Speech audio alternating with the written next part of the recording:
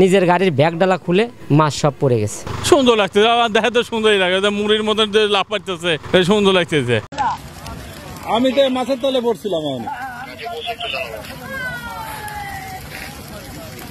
মূলত আমরা এখানে দোকানে বসে আছিলাম, এখানে দোকান, এখন এখানে দেখি সব লোকজন দৌড়াইতেছে। এখন পরে যায় দেখি শুধু রাস্তা ভরা মাছকে মাছ করতে আসলে এখন দেখি যে ট্রাকের পিছনের ডালা খুলে সম্পূর্ণ মাছগুলো রাস্তায়, সারা রাস্তায় মাছ। পরে ওখানে আমরা হলো সবাই মিলে ধরাধরি করে ওইখানে এলে পাতিল দিয়ে আবার ওই গাড়িতেই মাছ উঠাইলেন। 10 মণ মাছ আছিল, তেলাপিয়া মাছ, সিলভার কাপ, রুই মাছ।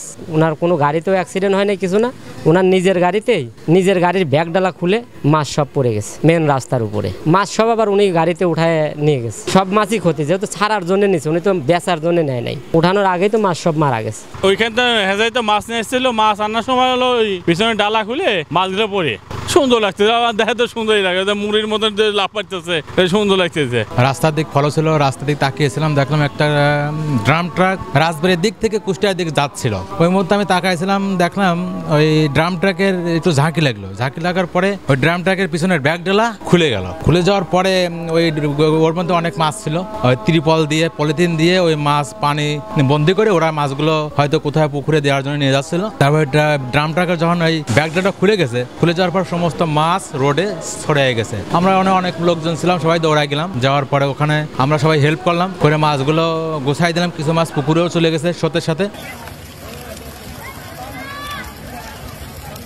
একটু হেল্প কর, হেল্প কর, হেল্প কর।